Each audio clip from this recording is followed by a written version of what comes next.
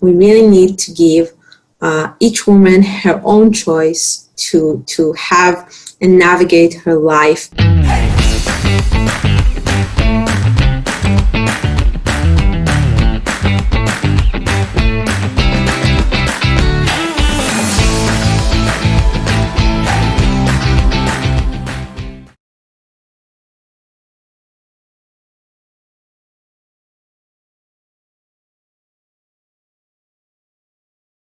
Keren, thank you so much for joining me on 20 Minute Leaders. How are you?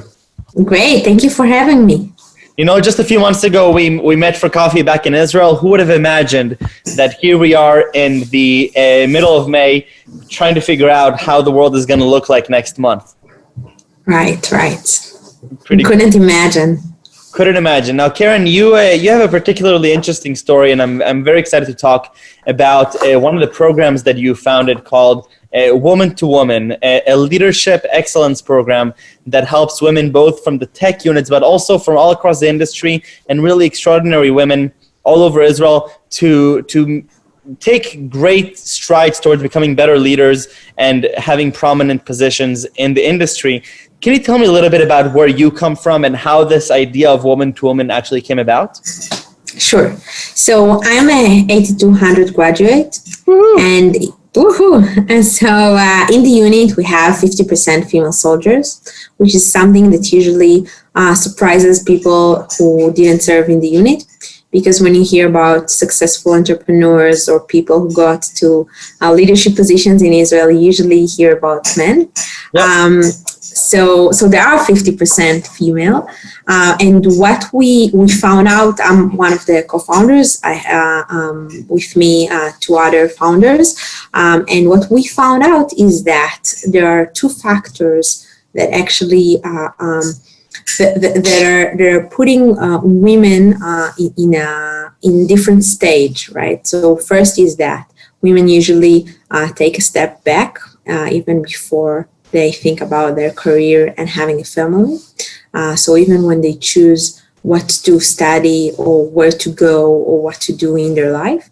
And the second thing is that we have, there's a lack of women that could be role models in Israel. So women that got to high-level positions and are willing to pass it forward. So that's how we founded Woman to Woman with the idea of creating the next generation of female leaders in Israel. Women within all industries. So you know, let's dive a little bit deeper. So talk to me a little bit about what does it take to create a leadership program, and also what skills do you think are missing to help bridge that gap? Skills that you're trying to promote through Woman to Woman? So I think that women, and again, generally, I think they are at least good as men, but there are things... That's not even a question. Thank you. So I think that there are things that, again, generally women are not that good at. And it goes to soft skills that relates to negotiation or presentation or even presenting themselves in a way like talking about all of the successful things that they've done and their attributes. So it's difficult for women to talk about that. And we feel that this is something that we need to work on with them. So that's one thing. And also understanding that they could do both, like having a successful career and a family, which is something that if you look about, like if you look at the last generation, you know, our parents, so usually women took a different role in the house, right? So right now we want to change that, and that's actually the first generation that we really want to have equal opportunities, and that's something that is not really happening even in 2020. Yeah, you know, I mean, right now, I mean, it's very evident. You have women like Sheryl Sandberg and Rona Segev and Adisa Ferteani that are really, you know, pioneers, and they're doing just extraordinary things. But you also have these crazy stories of Marissa Mayer, you know, back then the CEO of Yahoo, who gives birth, and I think the myth was that 3 days. 3 days she was in the office. I mean, wow. And you know, it's so I'm sure you have to find some balance, right? I can't imagine that that it can be assumed that either the woman or the man will come to the office 3 days after giving birth. But what can you do to sort of level the gap between the maternity leave of the woman and that of the father? That's great. A great point. So first, I believe that every woman has her own choice, right? And if someone if she thinks that she can come back to the office after a day or 2 days or 3 days, that's fine, because she needs to feel good with herself. And you know, women experience you know, this maternity leave in different ways, which is okay. And I think that part of you know, asking for equality and equal opportunities is also understanding that women are also different among themselves according to, you know, what they believe and what they see and the way they feel about family. And we really need to accept that. We really need to give each woman her own choice to have and navigate her life, you know, across these two major things, which are career and her own personal life. So that's first. Second, I agree that we have amazing women that are pioneers. And also in our program, we have Orna Berry and we have Fiona Dalmon, and really amazing women. And they're really putting their time in order to help younger women, which is amazing in my opinion. And they also talk about their difficulties, you know, which there are a lot of them. Also in their balance, you know, work and family, and what they've done in order to balance that. Completely, and you also see other companies in the industry who are taking the reverse approach, and they're saying, why is it that women only are expected to spend time with the family? Men, the fathers, should be there just as long as the women. And I believe both Google and Facebook, they took the step in equalizing the leave, the paid vacation leave after giving birth. So talk to me a little bit about woman to woman. How does the program actually run? Because these women are already, you know, they're excellent candidates for continuing in leadership positions. They're very busy. Is it structured like an EMBA sort of, or is it a meetup based? How does it work? So the program is about 6 months. During this 6 months, we have one-on-one mentoring, like one-on-one mentorship. So we have these mentors, amazing mentors on one side, and the younger women on the other side. Right. And they're meeting each other through this 6 months. And besides that, we have a lot of meetups for the mentors and the mentees. So with the mentees, we're working, as I said, about their soft skills and and even creating their path, right? So where they want to go, when they want to get these kind of positions, what they want to achieve, you know, family-wise, and how they really navigate their career, and working with them on that. And then on the mentor side, we also work on creating a very, very, very influential group of women in high leadership positions that are working in order to promote women in their organizations. Right, and this mentorship, it's actually, what's unique about it is that you're forming these really incredible relationships with some of the most prominent women in the Israeli ecosystem. And it's not just, you know, a one-off, hey, give me an hour coffee and let me share some of my dilemmas. You're actually building these intense relationships where the goal is for them to help their mentees progress to the C-level and executive positions. Is that right?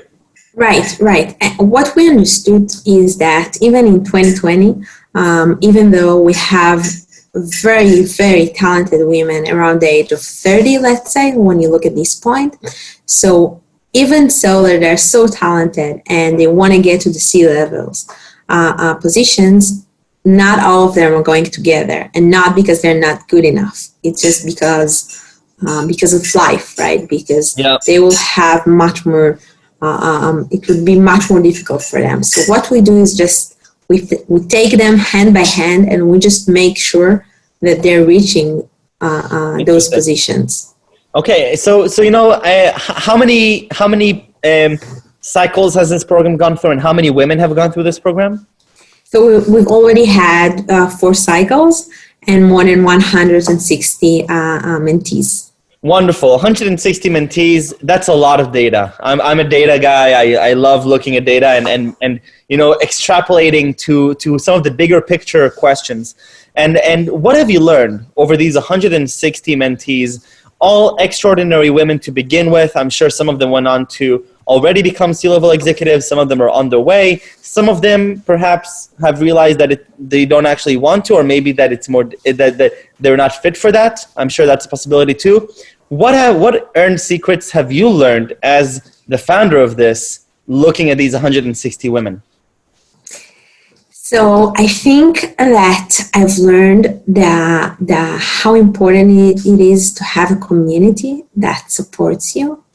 So some of them are coming from different backgrounds, and different ethnicities, right? So some of them are Haredic and some of them are not, and some of them, different communities in Israel. You have Haredi women in the program? Yeah. Really? Yeah, we do. Wow. Okay. Which is amazing. Yeah. And Arab and non-Arab, like different communities, and not all of them are coming from background that really supports them and pushes them. So I feel that having this community I'm talking about the mentees themselves, without the mentors. So having this community of women that help each other and open doors for each other, this is something amazing. I've heard one of our alumni, so she told me, like, she called, I gave her a number of one of our alumni from the first cycle, and I didn't tell her that I'm giving her number. So she called, and like the other person on the line, so she was like, "Are you woman to woman alumni? Okay, I will help you. I will do whatever you need. I will help you in whatever I can." So they're really helping each other, and I think that's a gift. That sounds incredible. Yeah, I think about this question a lot as the chicken and the egg, sort of, where you have. You expect on one hand, I'm looking now in the cyberspace in 8200, where, even though the unit as a whole has an equal ratio of male to females, in the cyberspace, I think it's more like 9-1, male to female, which is also, there are a lot of programs trying to help make that transition more to equality. But what I was thinking about, and I had a third of my team were females, so we actually broke the law that for the rest of it, which I was very proud of. And I kept thinking that, like, wow, I can imagine the struggle of, even when you get a fantastic woman engineer or analyst or whatever to come in, she has to go and now sit in a room with 7-8 other guys with very few representation of other women. That's very intimidating. And I'm thinking back to high school, where you have classrooms, CS classrooms filled with men. That's intimidating to go and be the odd one out. And I'm almost wondering, how do we break this cycle where we stop this intimidation and we just level the playing field? Very good question. So I think that, like, what we do is we work with companies as well. So exactly as you said, being the only woman at the room is very difficult. It's very hard. So we're working with companies in order to have them change the way that they're thinking about even recruiting women. Like, we're talking to managers that are men about, like, the differences and how they are recruiting and how they are performing the interviews, and then, like, even the seating and what happens when a woman is pregnant. So sometimes she needs, to have a parking space, sometimes, and sometimes there are special or not special, like, different things that a woman needs or that would help her achieve her potential, right? So we're really working with companies in order to help them create an environment that enables women to get to the high level positions. Wonderful. Keren, we have just about 5 minutes left, and I'd love to use this time to learn a little bit more about you. So tell me, where do you come from? You did 8200. You founded this incredible organization that is now continuing to do great things, but you're also working full-time in the industry. So tell me a little bit about what interests you and what excites you. So I'm really excited about changing things that I don't really agree with. Okay. So it also relates to women and to the women equality and to other communities in Israel that are currently not having the same representation as they should have in the industry. So that's something that really excites me. And I really so I'm working in the finance industry. In the cybersecurity industry, like in finance position, and I really love that. I really like that. The combination of thinking about the next product and how you go to the market and then how you get money out of that. Totally. So I really like that. I think that's it. So tell me a little bit about how do you balance these things? So you're running this organization that takes a lot of time to work on. It's a lot of relationship building, a lot of meetings and effort. I know from organizing hackathon events, which are, one-time events that facilitate these relationships, that takes a lot of effort. At the same time, you're working full-time at a company, and you're also probably working on other stuff that you're excited about. How do you balance everything? So I think that I found a way that also, like when I'm coming to a project, like I really know to really understand what it takes, like how many hours I'm going to spend on that. I don't have weekends. I have a wonderful husband and amazing friends and family that are very supportive, and that's something that really helps. And I also think that once you do something that you really love and you care about, and so like your life, like everything sorts in a better way. Like everything is okay. So if I ask you how many hours a week do you work? Because full-time job takes 40 hours, but you're actually saying that I don't work for 40 hours. Technically, I work for much more, but I don't consider that as work. Right, correct. So usually I do, 30 hours of volunteering a week. And 30 hours of volunteering? Yeah, and about 50 hours how do you or more 30 hours? work. Like I don't sleep much. No, but like where do you volunteer? Like what is your volunteer work?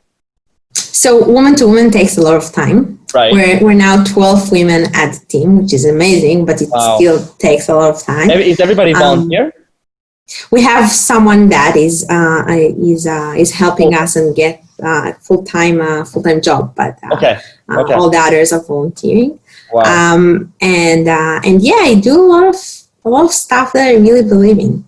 That's wonderful. How do you from the sidelines make sure that the quality remains as when you just started out? Because it's a very emotional, personal project, and I'm sure that sometimes there are decisions being made that you're not entirely happy with or that you don't feel are the best. How do you balance now that you're also working on other stuff? Very good question. When I'll know the answer, I'll get back to you. Wonderful. So it's hard. Like I try to do compromises in where I feel that I can do them, and keep the quality in the highest level in places where I feel that we can't compromise on. So just balancing between our activities and things that we're doing in order to also to maintain the brand and the amazing women that are coming to our program. Okay, that's wonderful. Keren, we're almost done, but I'd love to ask my favorite question, the 3 words that best describe yourself, or 3 words that one of the 160 women who went through this wonderful program would describe you as.